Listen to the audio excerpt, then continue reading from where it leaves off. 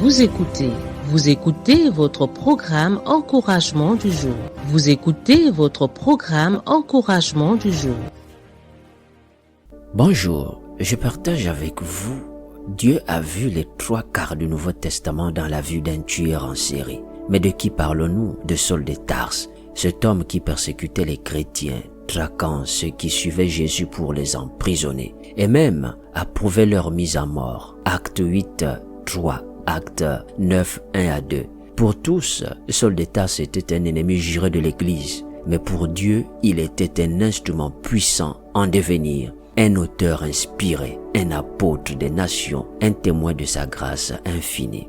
Regardons cet épisode marquant dans Acte 9, alors que Saul se rendait à Damas pour poursuivre ses persécutions. Une lumière venant du ciel l'a entouré. Il a entendu la voix de Jésus lui dire « Saul, Saul, pourquoi me persécutes-tu » Acte 9, 4. En cet instant, Saul n'était pas jugé selon son passé, mais appelé selon son futur. Dieu ne voyait pas un meurtrier, mais un serviteur fidèle. Il voyait en Saul celui qui écrirait de lettres inspirées comme Romains, 1 et 2 Corinthiens, Éphésiens, Philippiens et bien d'autres, formant les 3/4 du Nouveau Testament.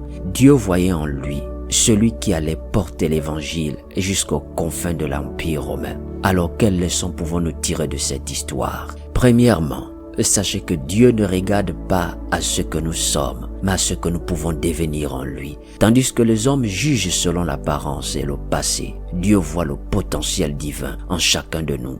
Deuxièmement, la grâce de Dieu transforme même les pires situations. Paul dira lui-même dans 1 Timothée 1,15 « Christ, Jésus est venu dans le monde pour sauver les pécheurs, dont je suis le premier. » Voyez-vous, si Dieu peut transformer un tueur en série en prédicateur, alors sachez qu'il peut utiliser n'importe lequel d'entre nous pour accomplir ses desseins glorieux. Prenons un instant pour réfléchir à ceci.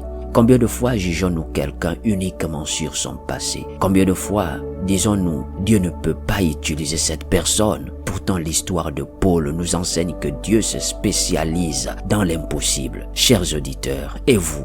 Que voyez-vous lorsque vous vous regardez? Peut-être pensez-vous que votre passé vous disqualifie. Mais laissez-moi vous rappeler ceci. Si Dieu a vu un auteur du Nouveau Testament dans un persécuteur comme Saul, dans un tueur en série, alors il voit aussi un avenir glorieux en vous. L'apôtre Paul a écrit dans 2 Corinthiens 5,17 « Si quelqu'un est en Christ, il est devenu une nouvelle créature. Les choses anciennes sont passées. Voici toutes choses sont devenues nouvelles. » Cette vérité était vraie pour lui. Sachez qu'elle l'est aussi vraie pour nous aujourd'hui. Alors aujourd'hui, refusez de vous limiter à votre passé. Commencez à voir ce que Dieu voit en vous. Une personne capable d'accomplir des choses extraordinaires pour sa gloire. Demeurez bénis et partagez ce message pour encourager ceux qui ont besoin de savoir que leur passé ne définit pas leur avenir.